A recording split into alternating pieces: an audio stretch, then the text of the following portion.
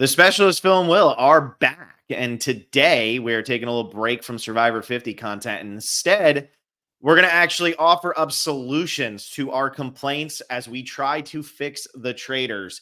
Will and I were very, very realistic about what the traitors was offering to us during season 2. It had its highs, it had its lows, and we called out a lot of the problems. And we got some likes on those videos. We got some people commenting that we should stop watching shows that we absolutely hate, but there's a lot of potential here. We just want it to be better. I don't think either of us hate the traitors. I think it's a show we both really enjoy and think is really compelling in a lot of ways. And I know the title of this podcast or video is How to Fix the Traitors, as if it's like completely, broken and not working. And I want to start out by saying, I don't believe that's the case. I just believe there's a lot of room for improvement, and we will discuss opportunities on how to make the show better because we really do enjoy the show. Obviously, they cast a wide variety of people, some people that we know from Survivor and other shows that we enjoy. It's a social deduction game that we like. So there are a ton of things. The setting's great. Alan's great. So there's so many things working well for the show. And maybe we should even start with that by addressing what is working and then go into, okay, what isn't working? And then how do we fix those specific things that aren't working? Because I could see some people saying this, like, the traitors, why are we fixing it? Like, if it ain't broken, don't fix it. It's one of the, highest rated, most critically acclaimed reality competition shows going right now. Only 2 seasons in. We're very early on this, but there are problems. So I do want to just kind of address that. We aren't just like out here just hating on it. We are doing this out of love because it's a show we enjoy. And unfortunately, you have to play the YouTube algorithm game a little bit with that. Or like if I put how to improve the traitors, you're not going to get that click the same as if you how to improve the traitors. I mean, that could work. How to make the traitors better. But yeah, we are that's our goal here, is to talk through some of the issues and provide fixes and solutions for them. Absolutely. Yeah.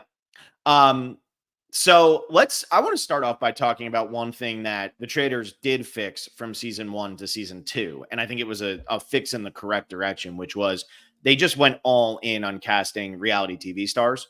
And I think you have to do a show like this. You either have to have all reality TV stars or all newbies. You can't have half and half. You can't have a show like this and really have it work where the newbies were just so overshadowed in the original game.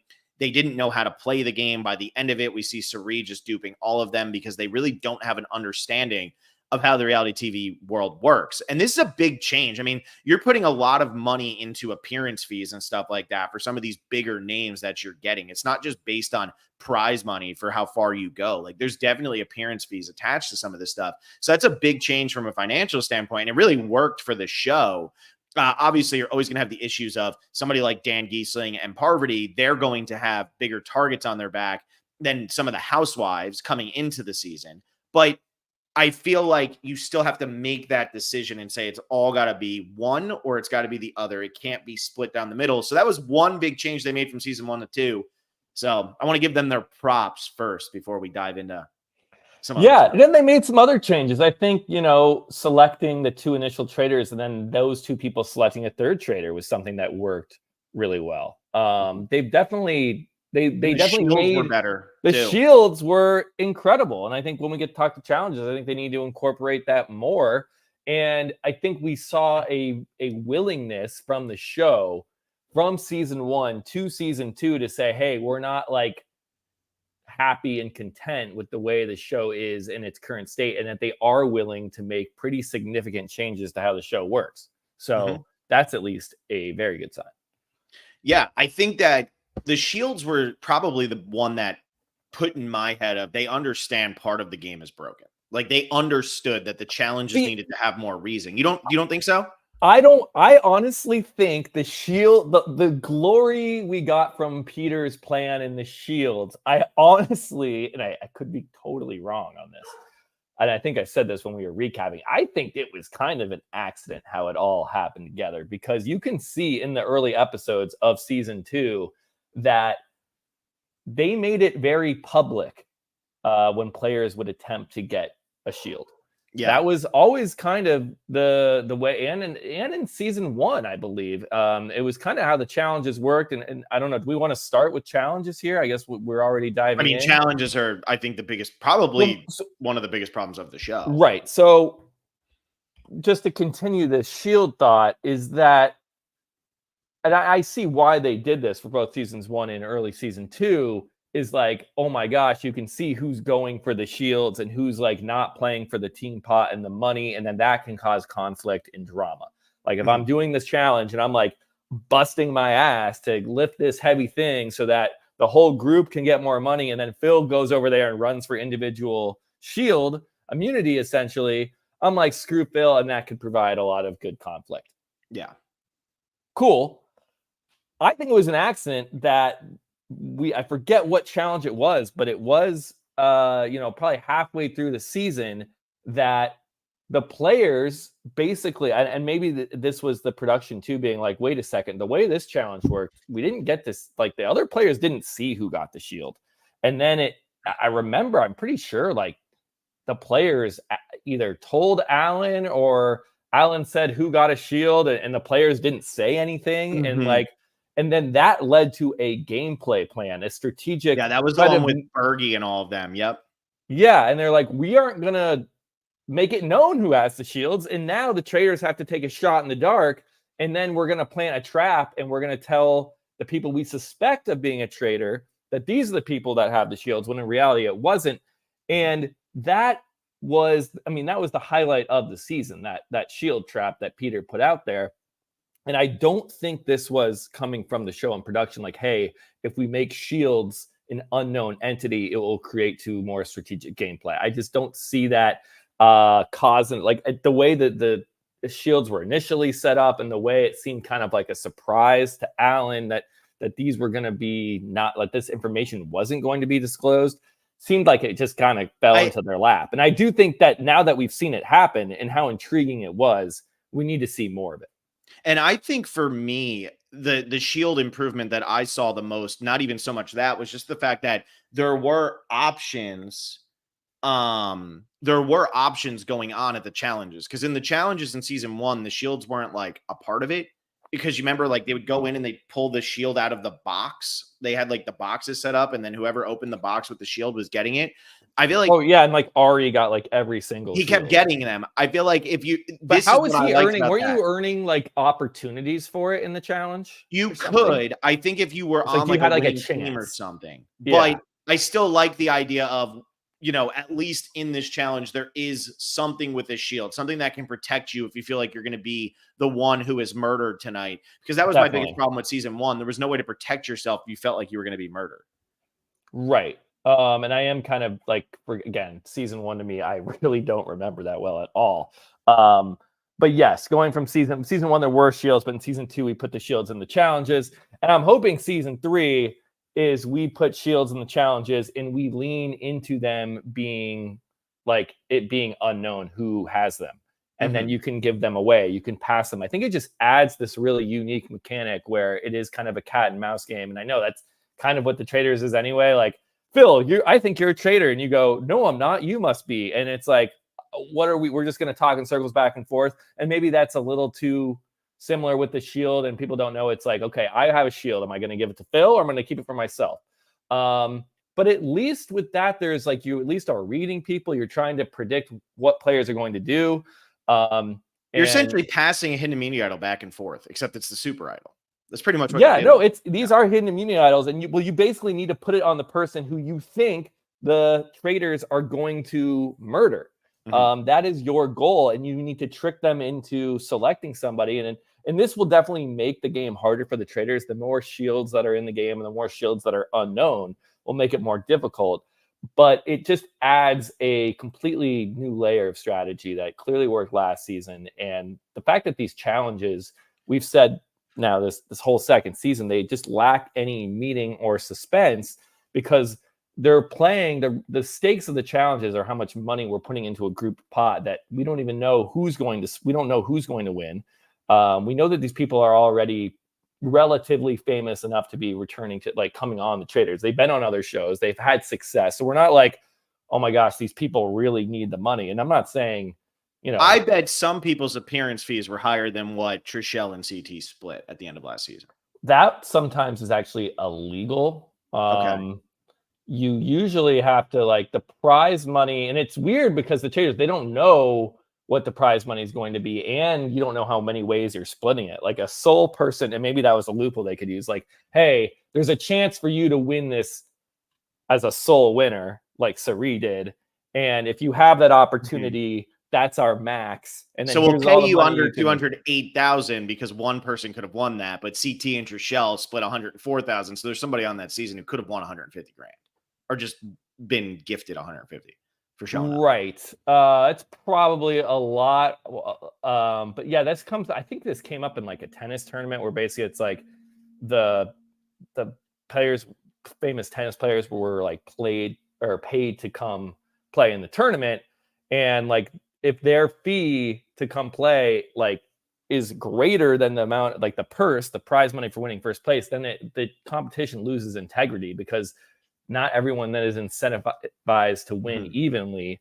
And so that does become an issue. I don't know if they're getting paid so much. Either way, is that we don't care about how much money is in the pot. I mean, if you're watching and you really do, I guess good for you. I've said it completely. Like, it doesn't, like, I don't care, especially we don't know who's going to win. It's like the challenges should offer more stakes that we actually care about, that are going to pay off at the end of the episode we're watching. Like, we're watching some challenge and it's like, this isn't going to pay off until the finale. And like, I know the finale is exciting. It's big. They're going to win money. I don't care how much money they're going to win. And the way it really should just be a base prize. It should be $300,000 or $250,000, and you can split it or you can figure out how to win it on your own. We don't need to be like, tracking the amount that's in this pot because we just don't care.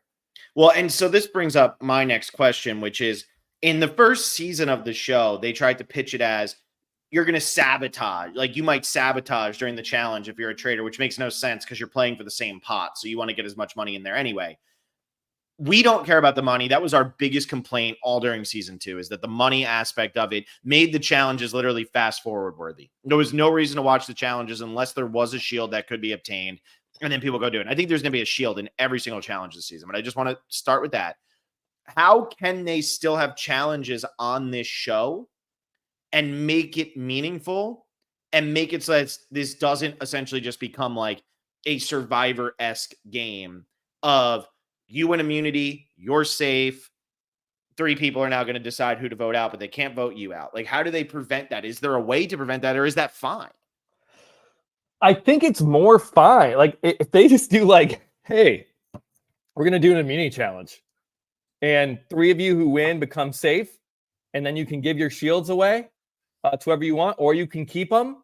That already is way more interesting and has way more stakes than, okay, we're all going to play as a team for a group pot that's going to fluctuate and we're always going to be able to win the money back. And these people already have money anyway, and it's not that much money if we're splitting it 3 ways. So like, even if they just do a straight up immunity challenge, already better.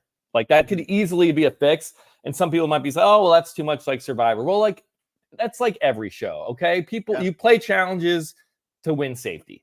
That's kind of how these shows work. And the Traitors has enough unique factors going on outside of the challenge specifically that I don't think anyone's going to look like it. No, now it's just a carbon copy of Survivor. It's like, no, not at all. It's got its own distinct aesthetic and vibe. It has its own mechanics with banishment and murders. It has its own thing with the finale, the fire ceremony, or the whatever is of truth, or whatever that is. So it's not like you need to make every format aspect of the show super unique. Like, rely on what's worked already. I am not opposed to that, Phil. I think that already would be a major, major improvement. Another way they could go, and people have suggested this, and I think the only reason they don't do this is because they don't want to be similar to another show, but is to go the route of the mole. And the mole works where everyone's playing for a pot of money. Everyone's on the same team except one person is the mole, and they are trying to sabotage the group. Now, the mole is a little bit, it's difficult because you're watching the show the whole time, and basically the mole is giving you confessionals as a innocent person. Like, their confessionals are not honest. It's an actor. And the mole is also like not, it's not like a contestant that's like monetarily incentivized. It's just kind of like an extension of the show to mess with people. And that's where it gets a little like, okay, what are we really doing here? But it is entertaining and it is compelling. But if you have the traitors giving them actually a monetary incentive to sabotage, then that becomes way more interesting. Well, and it's not really that I care how much money they're getting, but I care on ways that they're actually building up a pot for themselves that starts at zero. Like, any money, I think we had a comment here that said completely separate pot for failing missions could also work. I was just going to say, do yeah, you think that I'm William splitting Lee. it up, and I'm just going to use 500,000 as an easy round number, so just bear Sure. with me on this. We'll call it $500,000. Do you think that if they started this game off where it was like $300,000 for the faithfuls, $200,000 for the traitors, or even $500,000 entirely for the faithfuls, and every time the traitors are able to get something right, to get a faithful to vote out faithfuls, a faithful goes home at the round table, $50,000 of that goes over to the traitors. And now the traitors pot is $50,000 and the other one is down to $450,000. And that keeps working. So now the traitors pot is actually bigger than the other pot, which might also incentivize at the end of the game. It's if there's no traitors amongst all of you, like, or if you're all faithful, maybe you can split up some of the pot that's with the traitors. But I'm just trying to think, like, would something like that make sense? Of there are two separate pots, so there is a little bit more incentive to getting them to vote faithfuls out of the game, so that Dan and Parvati, or Parvati and Phaedra, might not be looking at Dan, and Dan might not try to throw Phaedra under the bus. Like, does that make sense, or is that? I know it's not really into the challenges. That's more of just with the prize money. But then I feel like there's something you can do with the challenges on top of that too. Yeah, I think two pots might be a little just annoying to track. Like, I still think there should just be like kind of what you just said to make it simple for us while talking about this and podcasting about it. Make it simple for the audience, for everyone. $300,000 grand prize, like, or $500,000 grand prize. It's a big enough show where they can afford a $500,000 pot, and then it's split however it's split at the end of the game. But we had Noah Salmon here say any lost money by the team goes in the bad guys' pots, meaning if we're doing a challenge and the traders are trying to build up their pot, whatever is not earned goes to the traders. And then there's the intrigue of sabotage. And that is, again, it's very much like the mole, and probably why they don't do that, because they don't want to just be like a carbon copy. But at this point, the mole had a great run back in the early 2000s. It came back for a season on Netflix. I don't think it's returning for a season 2. It was like, okay, I don't think it really caught on. So the Traitors, as kind of this hit show right now, I don't think needs to worry about feeling too similar to any other shows. So I would not be opposed to that. It also plays up the story and the whole kind of like, there are traitors, and the traitors aren't here just, we're calling them traitors and they're traitors. It's actually them being traitors. It's actually them sabotaging. Like, it fits so well thematically. And then when you go to vote to banish, you actually want to eliminate traitors because they are preventing you from increasing your money. And again, it's not really about the total, but if it starts at zero and you need to build up this pot and the traitors are preventing you from doing that, then they are actually being traitorous and you actually want them eliminated. Something we talked about a bunch in season 2 is that the ideal strategy for this game is to figure out who the traitors are and then not eliminate them. Then eliminate other faithful, keep them in long enough so that when you do eliminate them, they are not able to recruit or add somebody to their side. Because at this current state, when you eliminate a traitor, they're quickly able to just recruit another. And then it's like, now your work is all wasted because you now have to start from scratch, like deducting and detecting who is the new traitor, and you have no information to go on. So now we're kind of getting outside of challenges here.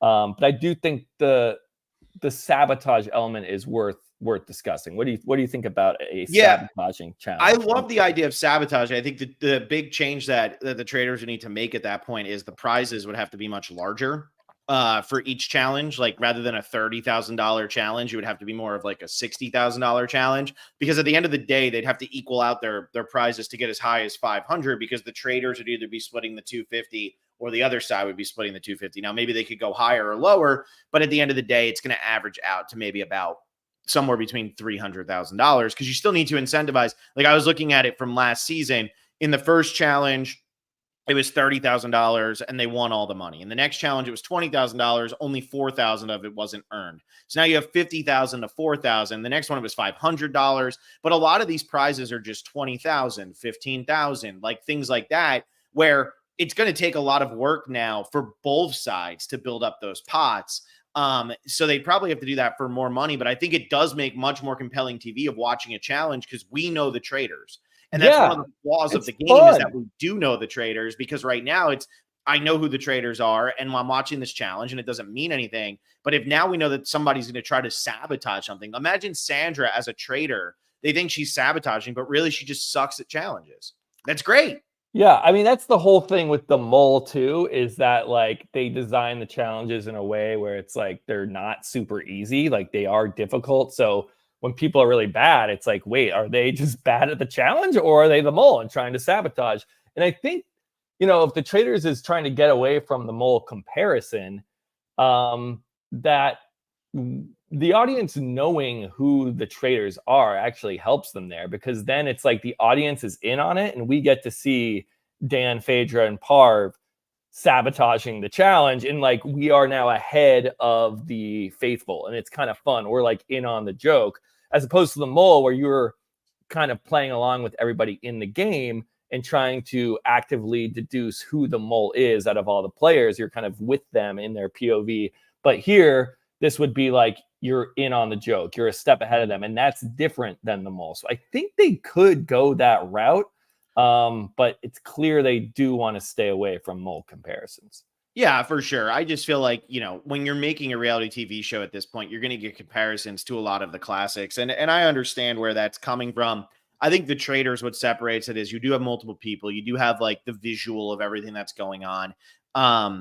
But I feel like the challenges, what kills me when I sit down to watch the traitors is so much that it's a 45-minute episode. It's like an hour. It's like an hour now. Are they like an hour? Whatever. Yeah, they're pretty long. 1/3 of that is dedicated to the challenge. And those challenges are doing nothing for me at all. Sorry to interrupt, but like even the challenges themselves are not bad. Like the challenges are epic. They're kind of cool and they're like they vibey, they fit the aesthetic. Like they're not poorly executed and produced challenges like the goals and the games and all that. It's the stakes. Sorry to interrupt. I just wanted to get that. No, and I totally agree with you. They look really, really good. And I think that's part of the disappointment. Part of the disappointment is that they do look so damn good. And they look so good and they take up a large portion of the episode. And then it ends and you say, oh, okay. I'm watching for the first time Australian Survivor for our patrons right now. And I'm releasing episodes every Friday. And in Australian Survivor 2016, they have an episode where they do a reward challenge.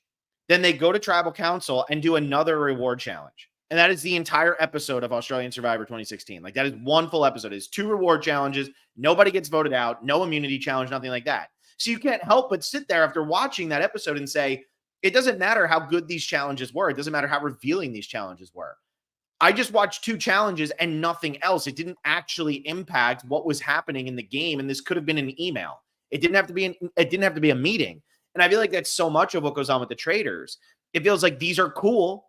Sometimes they're very revealing. We got to watch Kate throw a temper tantrum last season. That's always fun. But it doesn't mean that there's no purpose to it. Like it's like watching a TV show and you just spent 20 minutes on characters who you never see again. And you say, why did I spend 20 minutes with them? It had nothing to do with anything. I don't need to watch them drink their coffee while, we're worried about the Oceanic 815 flight over on the island. Like it makes no sense. It's so stupid. We have a comment here. Willie D says, pretty sure season 2 of The Mole was dropped on Netflix today. Wow. So there we go. If you want, should we do some podcasting on that, Phil? I never watched the first season of The Mole. It was okay. It was fun. Like it wasn't amazing. And these are we're just talking 2 seasons of The Mole on Netflix, right? Because there were a lot of seasons of The Mole back in the day. Right. That I'm just surprised it took them this long to put a season 2 out because I think that was like the first season came out in 2021 or 2022, I want to say. And And so it's just I thought it was not renewed just because like where is the second season been? It just took forever. Yeah, October 7th, 2022.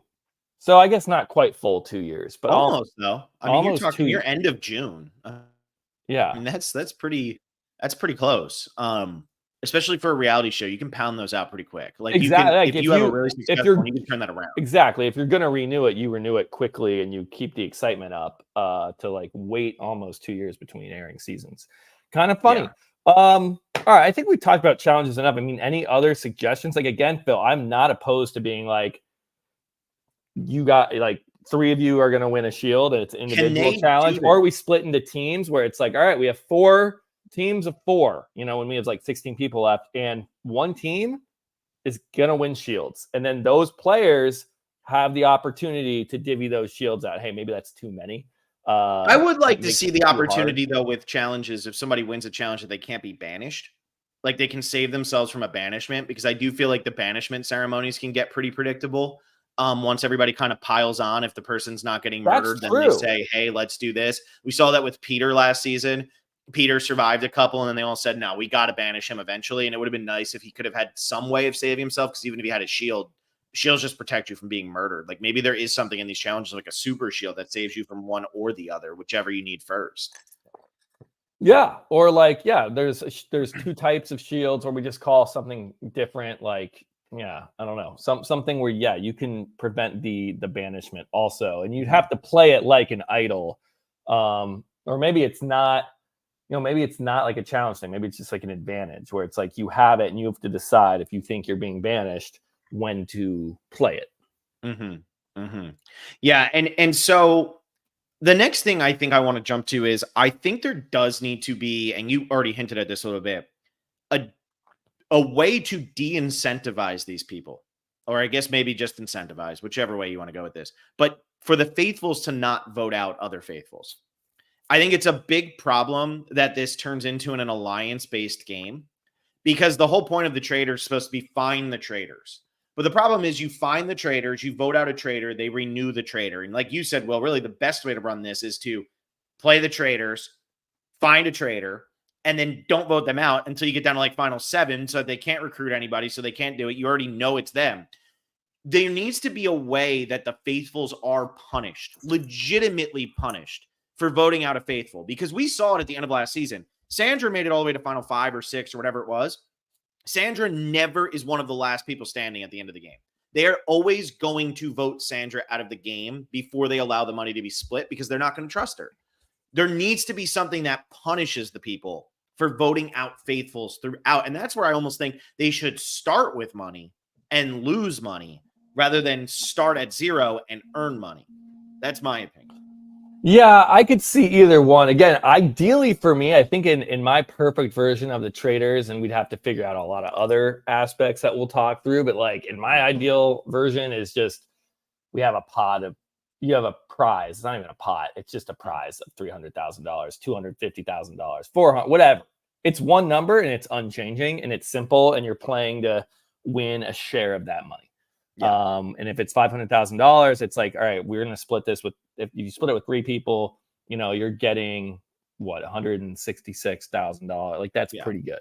Or if you win it solely, you can get a $500,000 solo win. That's great. I think that's probably the cleanest, best version of this show, is that we don't need to manipulate the amount of money. One, however, if we are, you do bring up a good point. How do we prevent faithful being like, okay, I just need an alliance. It doesn't matter who a traitor or a faithful is. Their roles are insignificant. I just need the numbers so that I stay here. Because it's cheesy. It's cheesy to listen to them sit at the banishment roundtable and say, well, I think you're a traitor. When in reality, well, you're just not in my alliance. That's why I want to vote you out. And it feels like they have to try to find that talking point of traitor, traitor, traitor. But really it's, well, Sandra, you don't fit into my situation, so I just want you out of the game. Yeah, here's a comment from Willie D. I think if they don't fix a few things, the longevity is what is. I agree. And I think that's a great point, because season 2 is really highly revered. people loved it. Critics, fans, like everyone was like, this is the best show on TV. I cannot wait. But if we keep with the same format, the players are going to get smart to how to actually play the game. And then we're going to lose the roles having significance, like you're saying. I almost wonder, and then this is kind of going against my point if I think there should just be a fixed pot, but I wonder if it's like, if you have a personal pot and like every time you vote for a traitor, you get $10,000 added to your prize pot. And so then it's like, you can't just vote based on your alliance or like throw away. A lot of people will throw a rogue vote just to like not pick a side and not ruffle feathers. Or rustle feathers, I should say, since we're the specialists. And you know what could be interesting with that? I actually like this, and it's just making me think. Like, let's say you had $30,000 because this will make it easier to split up, and Will gets voted out. We banish Will, and he's a faithful.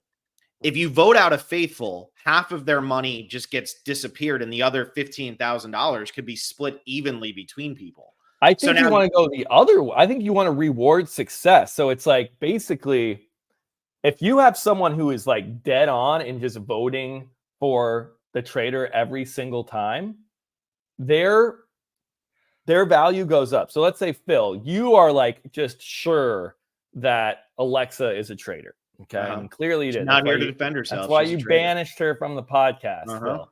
But you're sure Alexa is a traitor and you vote for her 5 banishment ceremonies in a row. And on the 5th one, finally, everyone's like, you know what? Phil's been right. Vote banish Alexa. Alexa stands in the circle of truth.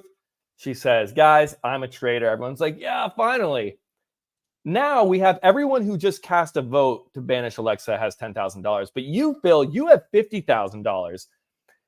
Then at the end of the game, if the faithful win and they're able to get all the traitors out, you add up all of the value that every faithful has, and then you divvy it up. So now what you've done, Phil, is not only up the prize pot for the faithful, you've now made yourself a pretty safe person when it comes to banishment, because then people are like, I don't want to banish Phil. I want to go to the end with Phil because he's got $50,000 to the pot and I want to have a slice of that.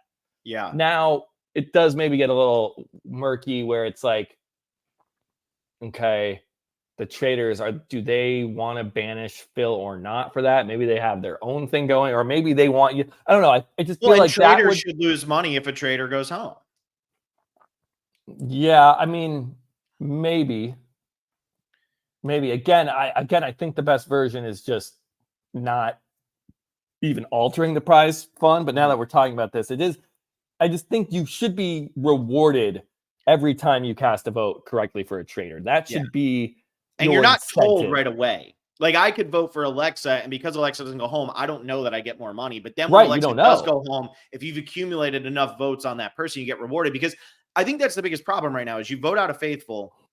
The prize pot, honestly, everybody's prize pot goes up every time a faithful is eliminated. Because that means not only is a faithful gone, that also now means a faithful is going to be murdered. So now 2 people are gone. Great. I just went up by their 2 percentages are now split between the remaining 19 or whatever the hell is left. And that's great. That's a reward for being wrong. And if the name of the game is vote these people out, there needs to be a punishment. And I think that's the biggest problem with the game right now is that they want to stay away from maybe something like Survivor, but they're playing an alliance-based game. That's all it is. It is an alliance-based game under this fake mantra of the traitors, the traitors, the traitors, and there needs to be something done. And I like your idea of making it so that each individual person gets their own amount of money. But even if that's too complicated, there is a non-convoluted way to do this that the people who are getting paid all this money to work on the show should be able to come up with.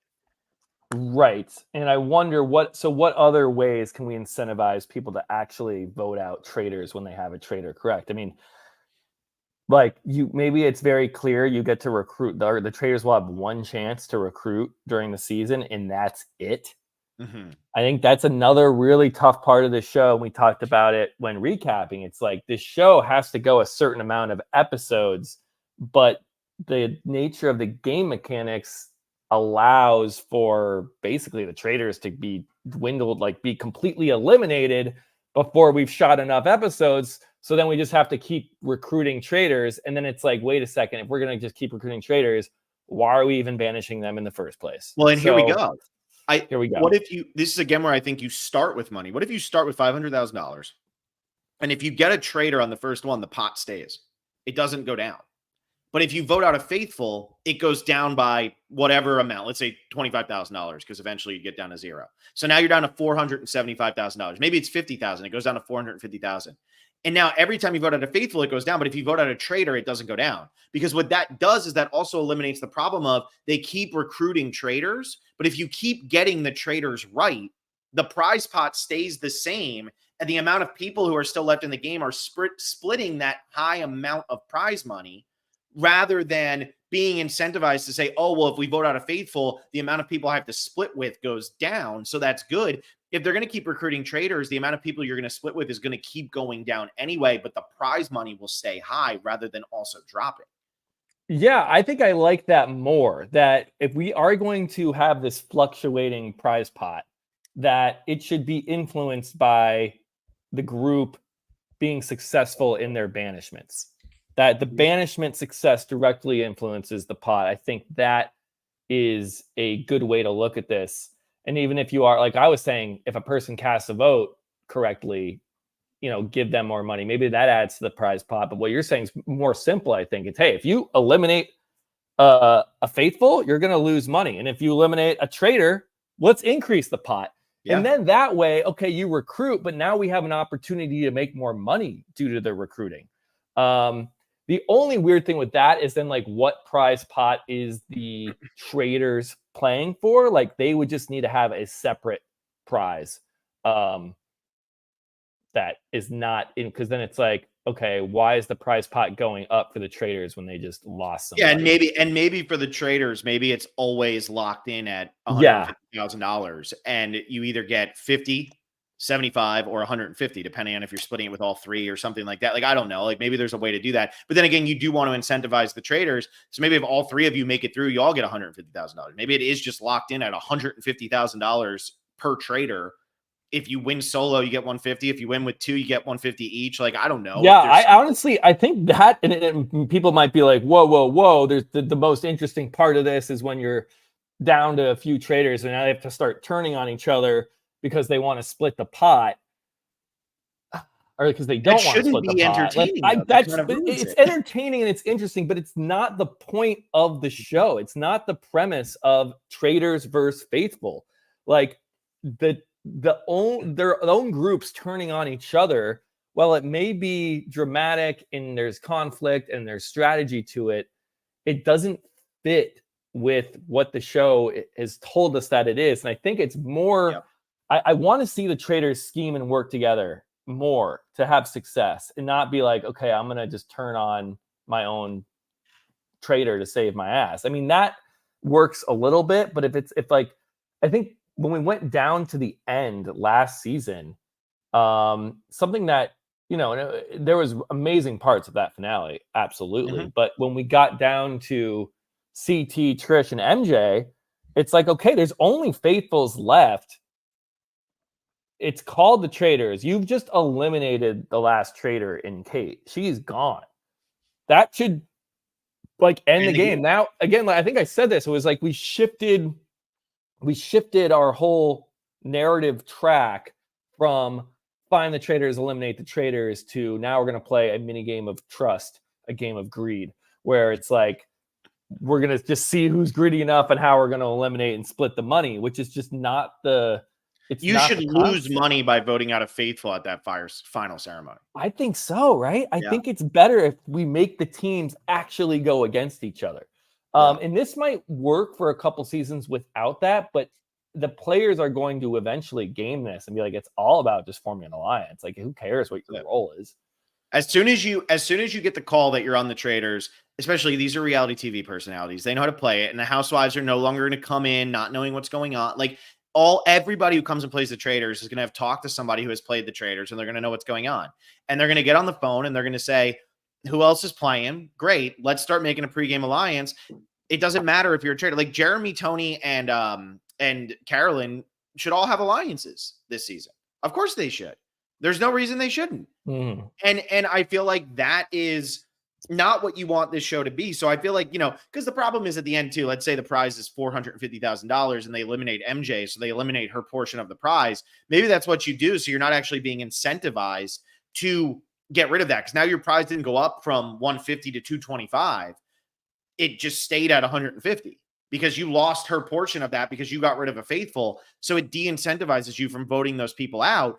And then you end up in a situation like Cirie was in, and Cirie just takes the whole prize. So if you're the traitor, then you get whatever it is. I don't know. I just feel like it doesn't make sense. I think it makes more sense that the faithful should be punished if they vote a faithful out in the end game, like they were doing last season. Because like you said, it's just the trust, a game of greed. And the trust, a game of greed is not a very good show. Yeah, I'm trying to crunch the numbers here on that final 3. So, I mean, what was the prize pot? It was $208,000, right? 208,000. Yep. So at that point, you have 208 and you're splitting it 3 ways. So which is that gets you $69,000. Okay. So what you need to then do is if you eliminate MJ, you remove, let's say, I think you'd have to remove $69,000, right? To get you to 139 and then divide that by 2, and you're still at 69. So you'd have to remove more. Maybe it's like if you vote out a faithful here, you will lose $100,000 from the prize pot. Then it goes to 108, divide that by 2, and you're at 54,000. So now you've just lost $15,000. You're splitting the pot with fewer people, but the pot has now decreased enough where it's not financially incentive. There's no financial incentive for you. And I get if there's people here that are like, yo, Trishelle and CT voting out off MJ at the end was like the best part, and it's cutthroat and it's awesome. That's fair too. I get that if you enjoy that or viewers enjoy that. For me, it takes away from like the whole goal and point of the show. Mm-hmm. So I want to amp up the Team Traitors, Team Faithful, and not have it be so insignificant. Because season 2 exploited that big time. With it being all returning players, season 2 really exploited like, this is my friends versus your friends. It wasn't Traitors versus anybody else. It was just my friends versus your friends. Yeah, and maybe we don't see that on season 3, and it was just kind of an anomaly with the personalities that they cast. But I mean, when we did our cast breakdown, it's like it's probably going to turn into the gamers versus the Bravo people again, just because naturally, and I don't think it's like there will be pregame alliances, but also just naturally, it's kind of who you associate with and talk to. It's very easy for Survivor players to talk to other Survivor players and Big Brother players and Challenge players because they have a similar shared experience. People on Bravo shows, even if they're not on the same shows, you have like Selling Sunset and, Summer House and Real Housewives. They have a similar experience being on those types of shows, and people are naturally going to, form those groups. And then, like you just said, then it becomes about that and not about Traitors versus Faithfuls, which is ultimately what we want to see in a show titled The Traitors. Yeah. So I guess with casting too, and I think we've talked through some good fixes here, Phil.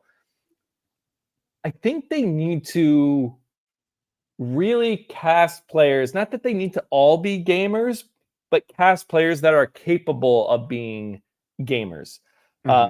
We saw this last season that Phaedra, yes, a Real Housewives, not from a gaming show, she played a phenomenal game of being a traitor and was fantastic television the entire time. Great casting choice. You have people like Peter, who might have came out of this season as the biggest strategist and gamer of the entire season. And he was not from Big Brother, The Challenge, Survivor, Amazing Race. He was from a dating show. So it's not that we don't need to tap into these other formats and shows. It's that you need to pick the right people from these shows so you're not getting Cirie and MJ who are not playing the game at all and don't add anything really to the overall story or season. That's what you want. You want people that are here to play and to strategize and play hard. Those people don't need to exclusively come from competition shows, but you really need to cast people that are going to be willing to game. Yeah.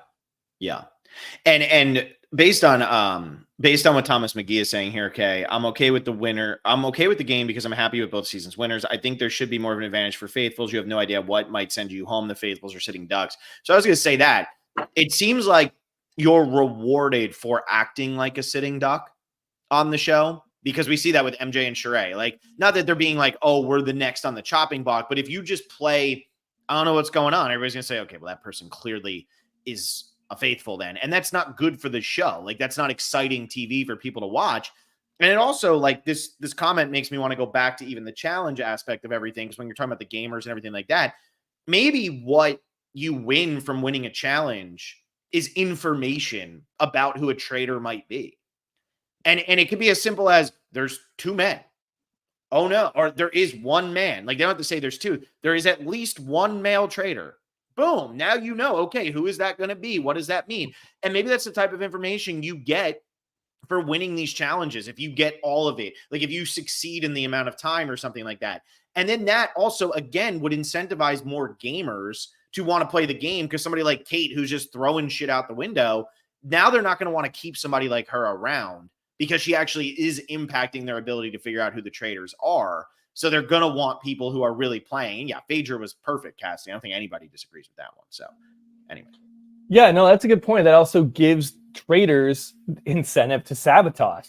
Like, we don't want them to get any information about us. How do I prevent us as a group from being successful in this mission so that they don't get a clue? Hey, one of the traitors wears glasses. And I go, oh damn. Like, I don't want that coming out. So I'm okay with that. I think it's definitely delicate on like what those clues are when they're revealed, and like how it fits with the rest of the cast. It's almost like Guess Who, where it's like the first version of Guess Who, for whatever reason, it was like, I don't know, like 25 to 30 players, and like only like 6 of them were women. And so it's like, if you said, are you a woman? Then you just put everything down. It's like not really fair at all. Yeah. So you'd have to really balance that out, and it'd be something, it would be delicate, but it would be very interesting. And again, that gives the challenge stakes. You have the faithful really wanting to get information on the traitors. You have the traitors needing to subtly sabotage challenges. And then you have people that are bad at the challenges, that are like, everyone's calling them a traitor, but they're just really bad at the challenges. So that's always good. So, and it can be, I don't know exactly what those things are, but I just feel like there's so many avenues they could go, where you walk into a challenge and you know that if the faithful are successful, they're going to get information. And if the traitors are successful, no information will be gotten. They're going to go to the round table. Now at the round table, if a faithful goes home, the prize pot goes down. If a traitor goes home, the prize pot goes up. You now have clear motivations. I mean, like, that is reality TV. That is any type of story in a nutshell, is you want to have clear motivations. Right. And I think, like, then it makes sense when somebody, like, I think then what that also would do is it would prevent people like Sheree, who is supposedly a huge star on her show, from playing so behind the scenes and just going along for the ride, because now there is more incentive to be like, no, that's stupid. I actually want to make sure that we can get whatever amount of money, and then people will be more vocal, and that's what you want. Mm-hmm. Yeah. I mean, I think we've already offered like 3 or 4 great ways to just add stakes and motivation to the challenge. Yeah, absolutely. For me, another big fix, and I'm surprised this hasn't come up yet, is like maybe we did talk about this with Sandra. I don't know. The finale, the way that all works. We have a banishment at 5, and then we go with the 4 people to the whatever fire ceremony. Yeah. At 5, they need to not reveal if the player is a faithful or traitor, because that really just dictates who's going to win the game. Like, which side is going to win after that. Because if they reveal Sandra, she's a faithful, it's like, okay, now we know there's still a traitor among us. And it was basically, they were up between, it was going to be, I think, Sandra or Kate. Who are we going to banish? One of them's a traitor. We don't know who. We banish Sandra. If they aren't told, then at least Kate has some level of game she can play. Be like, yeah, we got Sandra. She's the traitor. And she is trying to vie for, let's split it. We're all faithful. Instead, they reveal Sandra's faithful. And then Kate, this is why I went to the casting point. Like, you need to cast people that are capable of playing a strong strategic game. When Kate throws green, it like just completely blows her cover as a traitor. She doesn't know what she's doing. She doesn't understand the game mechanics. And that feels really not satisfying when you're watching this game all season long, to be like, oh my God, our last remaining traitor doesn't understand the social strategy and mechanics of how this thing even works. And it's our second time playing. That doesn't feel good. So that's why I did bring up casting. But I think just the finale, you can't reveal people's identity as you get closer and closer to the end. And I think the problem with that is if you don't reveal at 5, do they just go and take the chance to vote out the person at 4? But again, this is where you should be punished for voting out a faithful once you get to that final ceremony. There should be something that is taken away from these people as a percentage of the prize money or something like that. And another thing, because you mentioned Kate, something that I think the Traitors needs to really not do is bring people in the middle of the game. I think it's stupid, and I think it like really does harm the game, because pretty much when somebody comes in the middle, you almost guarantee that they're not going to be a traitor because they don't know what's been going on the entire time. They don't even know who the other traitors are. Maybe they could be recruited as a traitor, like we saw Kate last season, but they're a safe faithful, and they have too much power. They don't have a lot of information, but they have a lot of power when they come into the game, of just being able to point fingers at whoever they want because everybody knows that they're not one of the traitors. So I hate bringing people in the middle of games as it is. And I think that the Traitors is one type of game where like you really should not be doing that. Yeah, it doesn't bother me as much because like the Team Faithful is usually, it's like a big team. But yeah, I mean, probably it's better not to. Like if you can just get your cast all playing and interacting together earlier, why don't you do that? I don't know. Yeah. I don't know what value it adds other than to be like, get the fan base reinvigorated, re-excited. Like it's like a new dump. It's like a content dump. I don't know. Or like, when artists release an album and they're like, oh, here's my bonus tracks, like a week after it's been released, just to up the excitement. But I mean, bringing in one cast member, it's not doing much. I'm with you on that one. I don't know if that necessarily is like causing it to feel broken, that we're like making a fix. I think that's more of like a suggestion that it's like, I suggest we just lose this.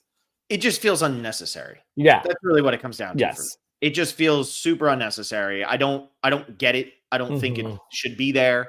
And like in a game like this, like if somebody came in the middle of a Survivor season, you would hate that. I know this has happened in Big Brother where people come in like a little bit later and stuff like that, but there's no reason for it. And last season, maybe it made sense because Deontay quit. But it just, to me, it was just like, whatever. Like, whatever. You don't need that. It feels like another way of just the show overproducing. And I feel like that's a big thing that the Traitors does, is it overproduces rather than just letting it unfold. And I feel like that's just a big mistake to do that. So that's like my last note. I had to make sure I got that in because I hate when they bring people in the middle of the game. Yeah. I'm with you there. I'm trying to think, where else can we improve? We talked through casting, we've talked through challenges, we talked through the prize pool. We talked through the finale on how we can't reveal at final 5. We talked about punishing or rewarding based on the votes. I mean, I think we've covered a lot of ways to improve the format. I feel pretty good. Well, I feel pretty good about it. And again, we can talk about all the things we like about the show too. I mean, we love the castle. We love Alan. I love breakfast. Breakfast is always a great. It's a great segment. Yep. Love their outfits. And again, I like the actual challenges that they do. I just wish they had meaning. So, I mean, the show is doing a lot, right? I love when they meet in the turret and they decide and they have to write the name. I guess I can leave you with one more thought. And I don't know. I just don't know on this one. I think it'd be so fun if they blurred the face of one of the traitors. I think they would just, because it's like, you know 2 of them, but the third one. So like, let's say season 3, Alan taps 2 people on the shoulder. And then there's a Dream Wolf. Dream Wolf. Something. I mean, we have all these werewolf mechanics that we could be tossing in, but this is more a mechanic for the audience and not actually a mechanic for the players. The players would still be playing the game the exact same rules and fashion, unless we incorporate some of the rules we just talked about. But we get the 2 people tapped on the shoulders. So they tap Phil and Alexa, and then Phil and Alexa get to recruit one person, and then we blur their face and we don't know who it is. It just adds this level of play along for the audience. Again, maybe it's the whole thing with the mole. They just want to stay away from mole comparisons. I don't think they need to worry about that. It's a much more bigger hit and successful than the mole, currently is, at least. So I don't know. What do you think about that? Or is that just too convoluted? Because then you do need to get confessionals from that mole pretending to be a faithful. I think And what that could can be fun sometimes, like, I don't know, kind of breaks is the trust of the audience if you're not if there's upfront with two that. traitors who are making all the decisions in the turret, and then there is the accomplice. What is it in Werewolf? It's the minion. Is that who it is? It might be the minion. Yeah, right. Where it's like the werewolves. No, because I forget exactly who it is, but like there's the werewolf and there's the person who knows who the werewolves are, but the werewolves don't know who that person is. Yes. I mean, there's so many roles where it's like, okay, you only win if the werewolves win, you Mhm. know? And like, what if that was a person? Like, what if you had two traitors and then you have a person who is not a traitor, but they're playing on the traitor team? They just don't make the murder decisions. And they win if the traitors win, but they could be murdered by the traitors, and the traitors don't know that this person is actually working with them. So this person has all the information. They know who the traitors are, they know who the faithfuls are, but they still need to navigate this game, and there's a lot that could go wrong for them. I feel like that'd be a really fun addition. Yeah, I think it's tough with that because it's like they can't tell the traders that they know who they are, right? That's against the rules. Because in Werewolf, why it works is because you're all sitting in public when you open your eyes, and then you can subtly be like, if I'm the Dream Wolf or whatever that role is, I can look at you and nod and be like, I got you. Like I know you're the werewolf. Whereas here they can go in a private room and talk, and it's like, wait, are they a traitor? Are they not? I don't know. I think there are definitely a ton of roles they can borrow from One Night Ultimate, Werewolf, Zombie, Alien. Like so, I mean, they came up with like probably over 150 roles for this type of game. I'm sure there's at least one or two that do fit into the Traitors format. Maybe that could be a fun podcast to do. We go through every role of those games because there's so many, and be like, how does this fit into the Traitors? Should we send it to the Traitors, or is this better for like our 8-minute 1-round public tabletop game? That's a great. I think that's our next Traitors podcast. That's the next podcast. I actually think that's that'd be so fun. Coming in July. If anybody's wondering what our next podcast is going to be, I think that's a very fun Traitors podcast of what actually would work in the game setting on a TV show. I'm all in on that podcast. Now we don't have to figure it out. Well, we know we're ahead of the game. You have anything else, or should we just close this out? I think that covers it. And what was this, like an hour? Yeah, pretty almost tight an hour of going through things we want to fix. So yeah, I'm good to call it here. People like it, but I agree with what was said earlier by one of our comments. It was the longevity is what's in question. It was Willie D. If they don't fix some of these issues right now, you got to hit, but eventually you're gonna have to fix it. Otherwise, the longevity it can be gamed. Yeah, it can be gamed, and that's a problem. So that's how we think you can fix the Traitors. What do you think about our ideas? Why don't you leave us some comments? Make sure you like this video, subscribe to the channel, and go follow us on Patreon, patreon.com/thespecialist. Right now, our top 2 tiers are getting Australian Survivor coverage. We're putting out an episode every day of the week except for Saturday and Sunday. And some Fridays have 2 episodes, such as this one. We just released Australian Survivor, and then we're also going to be having the Q&A come out later tonight. So we have been really putting out a lot of Patreon content, despite the fact that Survivor is not actually on and the Traitors is not actually on. McKenna and Blake have been killing it over with Big Brother stuff, getting ready for Big Brother 26 to start. And Will and I are going to have some more Survivor stuff coming up. We might have a Peridium podcast in the future. We're working on something for next week. And now you know what our next Traitors podcast is going to be. So I'm more pumped about this new Traitors podcast than anything else. Which I think is fair. I am too, because I love going through those roles. We love that game. We used to play that game nonstop. I know, and I would always like it's fun to go through the roles. Be like, whoa, I never thought about that. I mean, some of them get really convoluted. Like there's tokens, and you have to like secretly flip it, and like I don't know. We have like the troublemaker who like trades 2 people's roles, and the people don't know it, and they have to deduct whether they were swapped or not. Like some of that. I mean, probably a lot of it doesn't work, but I would be shocked if we go through, especially with all the expansions and different versions of the game. Like I said, with Alien and Zombie and Mummies. I don't even know how many versions there were of that One Night franchise. That there's got to be something that's gold in there for the Traitors. There has to be. I love it. I love that idea. That's going to be a really fun podcast. I got my little box back there. I don't have the expansion pack. I know you were big with the expansion pack. We just go through the app anyway. It's going to be a fun podcast. Thank you all so much for listening. Hope you enjoyed this, and we'll see you next time. See ya.